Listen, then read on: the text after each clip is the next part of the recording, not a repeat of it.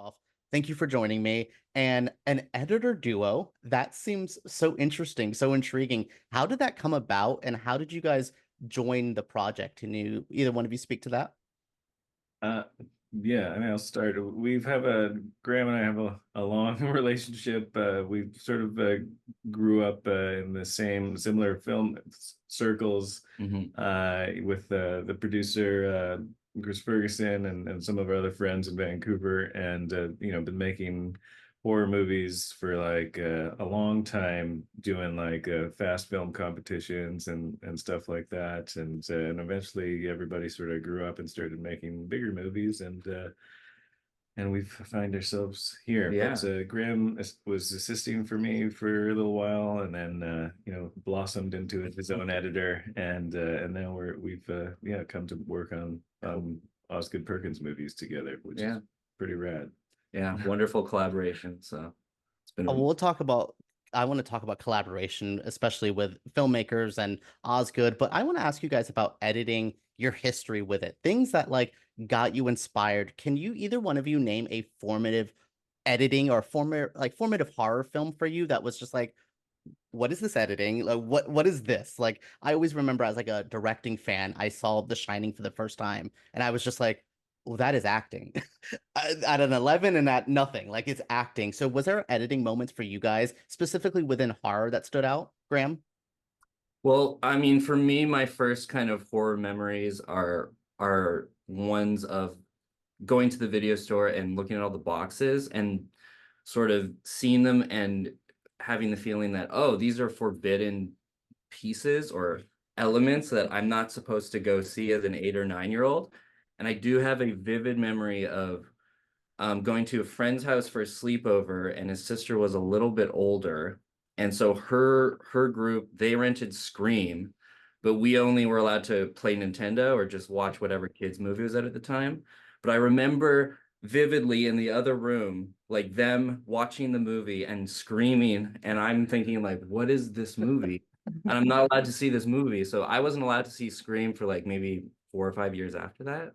But that was one of the first movies where I was like, oh, what is this? And like I love this world that is like a dark sort of scary place that I would like to get more of.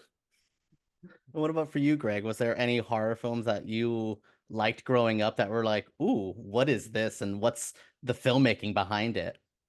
Well, growing up, I didn't really watch horror movies. I was actually quite terrified as a child of many things, but a formative movie was watching The Exorcist at like a grade seven, whatever, graduation party. And I grew up Catholic, and we went to this person's house, and suddenly we're watching this extremely demonic, terrifying movie. And I was like, why would anyone want to subject themselves to such pain and and suffering for entertainment? And so there was a long period where I was like, no, horror movies are not for me, until I became a lot older and started making movies. I got into making movies because I was like, I need to make Empire Strikes Back.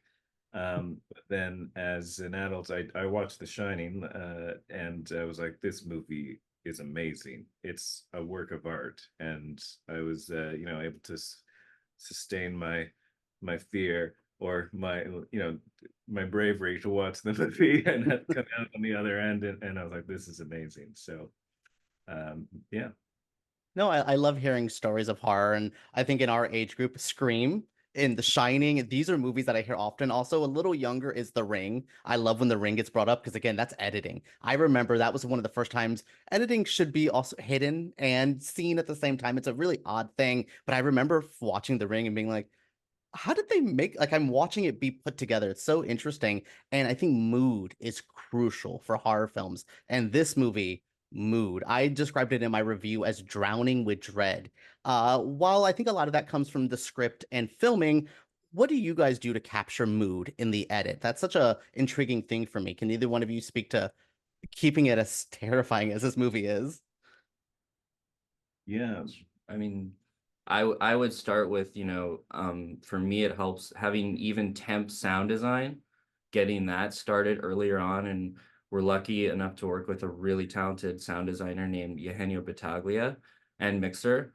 And he is involved early on in the process to help us create a library of sound effects and sound design elements, and he'll send us material very early on, and we can place that in the edit, and that really does help sell that mood and get things across. The other element also is the music, and we're lucky enough to have Elvis Perkins, Oz's brother, involved in the film earlier as the composer, and he sent us a Dropbox of old music he'd worked on and music specifically for the movie as well. So getting those elements very early on really does help establish tone. Yeah. One thing though to say also is like we have all these amazing elements to work with, but Oz in this movie also wanted to be was a lot pulling back a lot of times. Like if the scene can sustain itself with whatever's happening, you don't need to necessarily have too many elements to be like, oh, it's scary. When it's inherently scary, sometimes adding too many elements crowds the feeling of it. And when it's bare, like there's a raw feeling that happens when there's silence and you're expecting something to happen because there's a feeling that something is going to happen. But if it's that silence just keeps on going, you're like, oh, then the tension just keeps on rising. So you're like, when's it going to hit? When's it going to hit? So, you know, there's an interplay between, you know, having a lot of design and also having like something just be itself. So Yeah, there was scenes in this movie that are long takes and of almost no score or anything like that. And I'm like so uncomfortable. I'm like, I want to, in the nicest way, leave this movie instantly. And I love that that comes from you guys, that those long takes. I know that's also in the script and then, you know, with cinematography as well. So that kind of goes into my next question with editor, director collaborations, relationships. Can you guys, either one of you, speak to the relationship between editors and directors? And if there was anything different working with Oz on this film that feels different? I'm always curious if directors are allowed in the editing bay. You know, do you want them there? Those are all, you know, interesting things. And, you know, what was the experience like with Oz specifically? yeah, I mean, sort of coming out of pandemic and everything, like I was in a personally, I was working a lot with directors remotely and everybody being on the screen. And then for, you know, when we came under this movie, I was like be there in person kind of thing. And I think that is a valuable thing because when you're in a room together, like you don't have to talk necessarily to kind of communicate. You just kind of vibe and you know, pick up on a lot of nuance that otherwise is lost when you're not together. But you know, working with Oz is a real pleasure. He's, you know, as Graham and I both experienced, he's an extremely hilarious person to be around, just a lover of cinema, and you know, he's got a lot of stories to sort of tell, and you know, we have a lot of inside joke editing language, as you may be aware, develops over time in the movie, and like all the lines from the movie that we just start conversing in. You know, there's a Blair Underwood line that where he's talking about like, oh, this case is flowing like hot lava, and then you know, this is it's just one of those lines that we made a little sticker, and like it's just it's quite funny to work with. But yeah, I mean, one of the most, you know, enjoyable parts of the job is just being able to, you know, as you're putting something together for Oz, it's like you'll sort of talk about movies in general and just geek out on stuff, and that's like the best job in the world. No, it sounds like, I like when you said like vibes. It sounds a lot like when you're making music. It always feels like that when I hear about artists coming together and there's like 15 artists in a room and they're all coming together and throwing out ideas and stuff. And I like that it feels like that family bond while still making a movie. I feel like sometimes we get so in film, we are editors, we are sound, we are thing. And I'm like, can't we all just be a family that like works together and makes this? And it seems like that's the mood on this film. mhm. I mean, it is funny. Like I do feel that way. Like there's a lot of camaraderie, and it is like a band. We're sort of jamming with ideas and recording an album, being a movie. You know, and what's funny is that we're having such a pleasant, nice time making the thing that's kind of like horrendous and scary. Oh, I know. I mean, that's how it should be. As a film fan, I love the movie. My review called it the scariest movie of the decade. And my goodness, I loved it, but I don't want to be there. Like, I want to see this again, but I'm like, do I have to?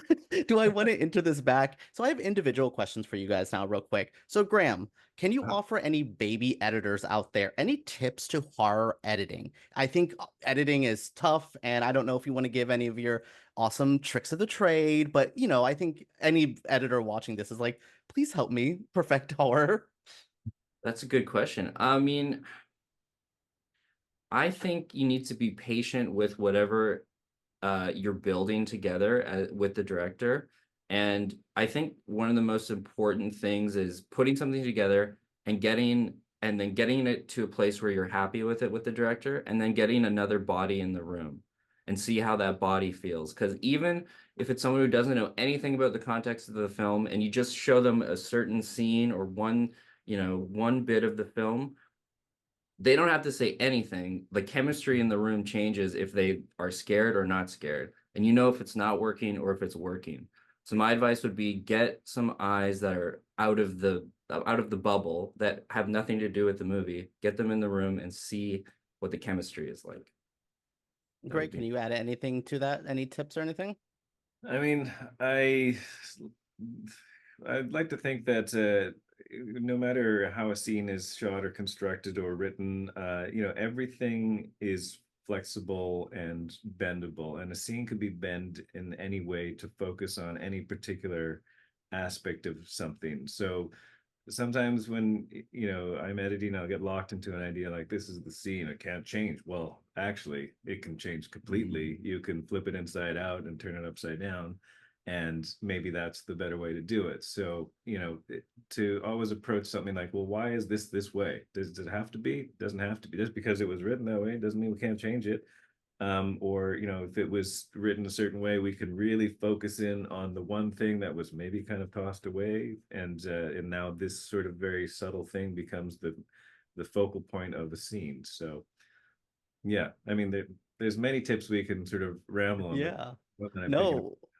Where were you in film school when I was learning on Avid and I was like, what is this? I hate this. Get me out of here. If I would have heard those things, I would have been like, oh, it makes sense now. So, Greg, I have a question for you. Is there a time editing horror films specifically with Longlegs, terrifying, the satanic nature, all that kind of vibes? Do you ever get scared or creeped out in the edit, or is it so surgical that you kind of, it's like, oh, I could piece this together myself now?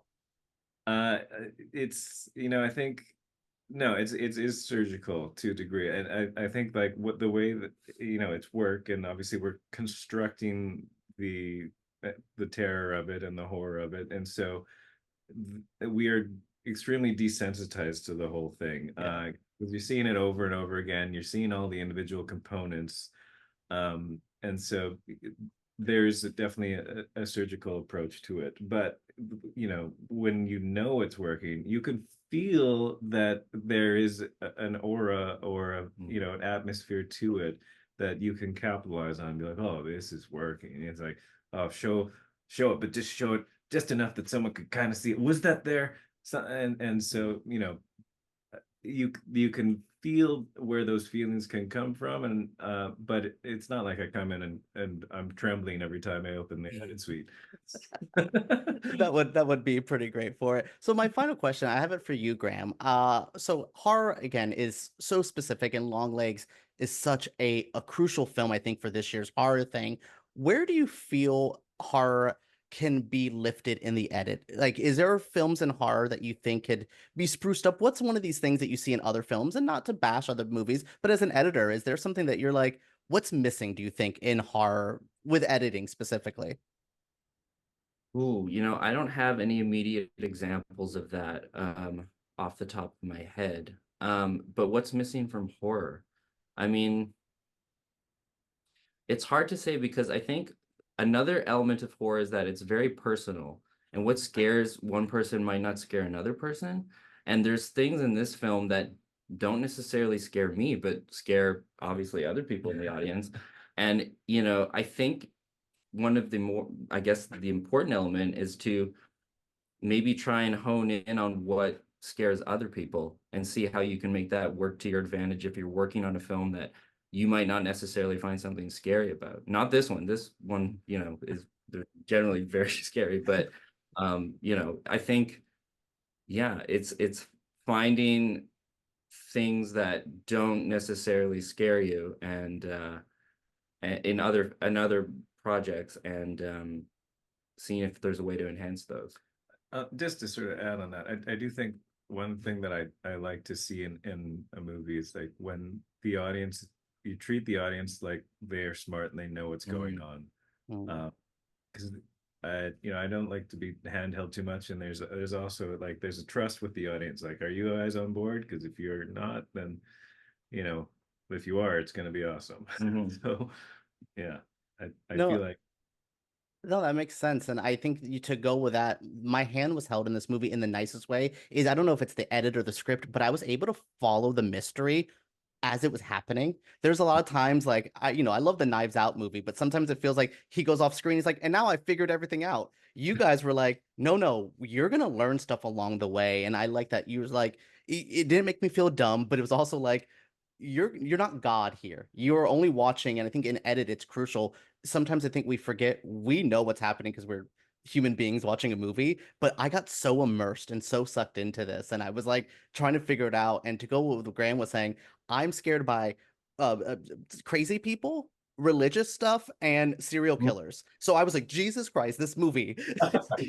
Okay, Oz. I don't know what you're doing. Get out of my dreams. But yeah, no. I thank you guys so much for speaking with me today about horror specifically and Longlegs and getting into this. I love what you guys did for this film. I my review, I did shout out editors, did not name you guys. Now next time I will name you guys because my goodness, you're amazing. So thank you guys for speaking for me today and making this fun, scary movie.